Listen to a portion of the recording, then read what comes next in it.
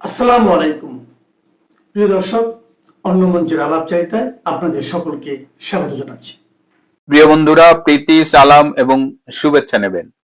3 দিনের সফর শেষে আজ বাংলাদেশ ছেড়েছেন ভারতে মার্কিন রাষ্ট্রদূত এবং মধ্য ও দক্ষিণ এশিয়ায় ডোনাল্ড ট্রাম্পের বিশেষ দূত সার্জিও গোর। গত বৃহস্পতিবার 30শে জুলাই বাংলাদেশে এসেছেন সার্জিও গোর। তিনি প্রথমে মিটিং করেছেন আমাদের পররাষ্ট্রমন্ত্রী ডক্টর খলিলুর রহমানের সাথে। সেই মিটিং এ প্রধানমন্ত্রীর পররাষ্ট্র বিষয়ক উপদেষ্টা মিস্টার হুমায়ুন কবিরও ছিলেন। ডক্টর খলিলের সাথে সার্জিও গোরের মিটিং এর আগে সকালবেলায় কিন্তু চীনের রাষ্ট্রদূত ডক্টর খলিলের সাথে মিটিং করেছেন। তারপরে পাকিস্তানের রাষ্ট্রদূত ডক্টর খলিলের সাথে মিটিং করেছেন এবং সন্ধ্যায় 6:30টার দিকে রাষ্ট্রীয় অতিথি ভবন পদ্মায় ডক্টর খলিল মিটিং করেছেন সার্জিও গোরের সাথে। চীনের রাষ্ট্রদূত সকালে মিটিং করে বলেছেন যে কোনো কারণে আমেরিকা যদি রোহিঙ্গাদের জন্য ফান্ডিং বন্ধ করে দেয় তাহলে চীন ওই অ্যামাউন্টটা ফান্ড করবে।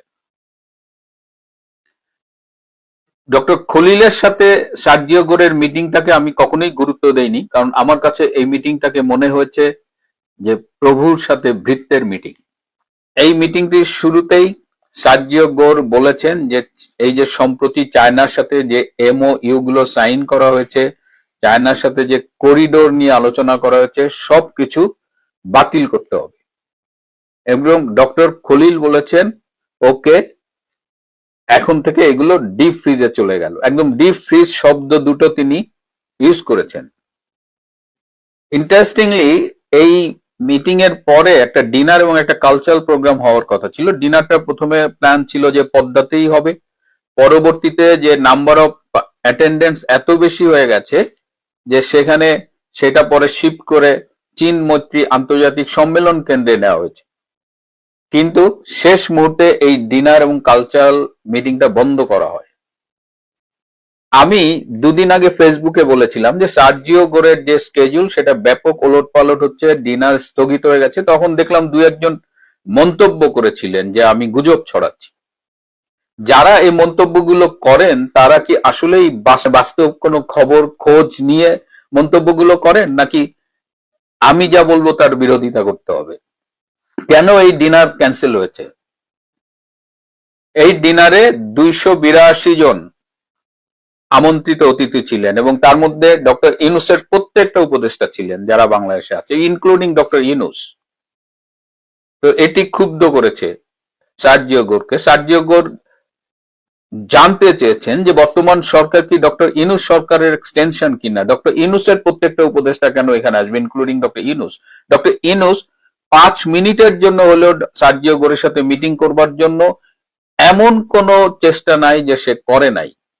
এর জন্য সে সর্বোচ্চ চেষ্টা করে ব্যর্থ হয়েছে এবং শেষমেশ সে ধারণা করেছিল যে অন্তত ডিনারে তো সার্জিও গোরের সাথে দেখা হবে এবং সার্জিও গোরের সাথে একটা ছবি ইউনূস সেন্টারের জন্য, ইউনূস গং এর জন্য খুব দরকার ছিল। কিন্তু সার্জিও গোর সচেতন ভাবে ডক্টর ইউনূসকে এড়িয়ে গেছে।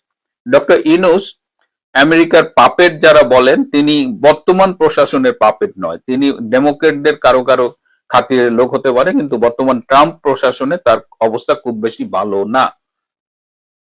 তো ডক্টর খলিল পরবর্তীতে আপনারা দেখেছেন যে সংবাদ সম্মেলনে তাকে যে প্রশ্নই করা হয়েছে যে এই আলোচনা হয়েছে না, এই আলোচনা হয়েছে না, ওই আলোচনা হয়েছে না, কিন্তু তিনি যে যতক্ষণ মিটিং করেছেন প্রচন্ড ধমকের ভেতরে ছিলেন এবং তিনি জি হুজুর জি হুজুর করছি করছি করছি। এবং সেখানে হুমায়ুন কবির বলেছেন যে সেখানে আওয়ামী লীগ নিয়ে আলোচনা হয়নি, আওয়ামী লীগ নাকি অপ্রাসঙ্গিক।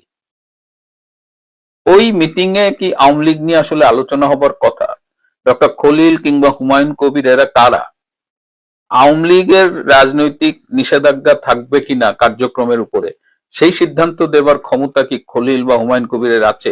সার্জিও গোরের কি এই বোধটুকু নেই যে এখানে আলোচনাগুলো হয় না?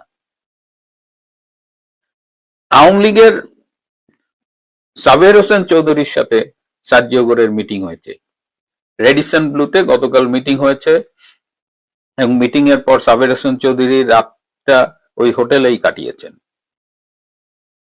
আওয়ামী লীগের সাথে যেন সার্জিও গোর মিটিং না করতে পারেন এর জন্য সরকারের পক্ষ থেকে একটা আপ্রাণ চেষ্টা ছিল, কিন্তু সেই চেষ্টা ব্যর্থ হয়েছে।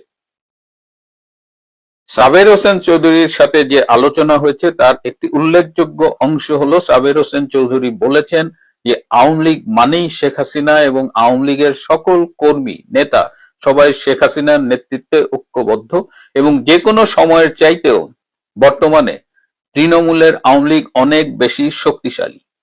এই পরিস্থিতিতে শেখ হাসিনাকে বাদ দিয়ে বিকল্প কোনো আওয়ামী লীগ বা রিফাইন্ড আওয়ামী লীগ চিন্তা করাটা একটা অবাস্তব চিন্তা এবং সেটা কখনোই ফলপ্রসূ হবে না। সাবের হোসেন চৌধুরী এটাও বলেন যে আমি ব্যক্তিগতভাবে শেখ হাসিনার সাথে এক টেবিলে ভাত খেয়েছি, তার সাথে কাজ করেছি এবং আমি জানি যে তিনি মানুষ হিসেবে কত মহান এবং নেতা হিসেবে কত ভালো এবং বর্তমানে শেখ হাসিনার নেতৃত্বে আওয়ামী লীগ ঐক্যবদ্ধ। এই আওয়ামী লীগের কার্যক্রমের যে উপর যে নিষেধাজ্ঞা সেটি যদি প্রত্যাহার না করা হয়, আওয়ামী লীগকে যদি রাজনীতি করতে না দেওয়া হয়, তাহলে বাংলাদেশে যে অস্থিতিশীলতার সৃষ্টি হবে এবং তার পরিণতিতে বাংলাদেশ আগামীতে হয়তো আফগানিস্তান বা সিরিয়ার মতো একটি অস্থিতিশীল দেশে পরিণত হবে। এবং বর্তমানে শেখ হাসিনাকে বাদ দিয়ে আওয়ামী লীগকে বাদ দিয়ে যদি রাজনীতির চেষ্টা করা হয়, তাহলে এই দেশ আগামী 30 থেকে 50 বছরে আর স্থিতিশীল হবে না। সার্জিও গোরের সাথে ভারতের রাষ্ট্রদূত দীনেশ ত্রিবেদীর মিটিং হয়েছে। সকালে সার্জিও গোর গতকাল আমেরিকান এম্বাসিতে তিনি সাংবাদিকদের সাথে মিটিং করেছেন। যিনি বর্তমান আইনমন্ত্রী মিস্টার আসাদের সাথে মিটিং করেছেন। তারপরে তার কক্সবাজারে রোহিঙ্গাদের সাথে মিটিং করবার কথা ছিল, কিন্তু তিনি দূতাবাসের মিটিং গুলো সেরেই দীনেশ ত্রিবেদীর সাথে প্রায় 1.5-2 ঘন্টার একটি মিটিং করেছেন এবং সেই মিটিং এ অত্যন্ত গুরুত্বপূর্ণ আলোচনা হয়েছে। আপনারা জানেন যে আমেরিকা এবং ভারতের মধ্যে যে বাণিজ্য চুক্তিটি সব ফাইনাল হওয়ার পরেও ভারত সাইন করেনি, এর অন্যতম কারণ হলো বাংলাদেশ ইস্যুতে আমেরিকা এবং ভারতের এখনো সব বিষয়ে মতানৈক্য প্রতিষ্ঠিত হয়নি। সো গতকালকের মিটিং এ মূলত ইন্দো প্যাসিফিক রিজিয়নের সিকিউরিটি নিয়ে আলোচনা হয়েছে এবং সার্জিও গোর মেনেছেন যে তারা মিয়ানমারকে নিয়ে যেভাবে ভাবছেন করিডোর করবেন, ফ্লোটিং ব্রিজ করবেন, এই জায়গা থেকে তারা সরে আসতে চান। তারা ভারতের সাথে মিলেমিশে এই মিয়ানমার ইস্যুতে ডিল করতে চান। এছাড়া বাংলাদেশ ইস্যুতেও দীনেশ ত্রিবেদীর সাথে সার্জিও গোরের আলোচনা হয়েছে এবং যেটি আমরা প্রায় বলি যে ভারতের চোখে বাংলাদেশকে দেখতে চায় আমেরিকা, অনেকটা সেই লক্ষ্যেই আলোচনা হয়েছে। এই মিটিং এর পরে গতকালই দীনেশ ত্রিবেদী দিল্লির উদ্দেশ্যে ঢাকা ত্যাগ করেছেন। একটা ইন্টারেস্টিং মিটিং এর কথা আপনাদের বলি। সার্জিও গোর গতকাল সকালে আমেরিকান এম্বাসিতে মিটিং করেছেন। তো সেখানে যারা মিটিং করেছেন দাঁড়িয়ে কথা বলেছেন এবং তাদের বলা ছিল যে সার্জিও গোরের সাথে হ্যান্ডশেক করা যাবে না। ন্যাচারালি হেলথ পারপাজে হয়তো এই সতর্কতা। তো সেখানে সার্জিও গোর আলাপ প্রসঙ্গে সার্জিও গোরকে অনেক প্রশংসা করা হয়েছে, বলা হয়েছে। সার্জিও গোরের ব্যাকগ্রাউন্ড আপনারা জানেন, তার বয়স অ্যারাউন্ড 39। তিনি জর্জ ওয়াশিংটন ইউনিভার্সিটিতে পড়েছেন পলিটিক্যাল সায়েন্স এবং ইন্টারন্যাশনাল অ্যাফেয়ার্স এবং তিনি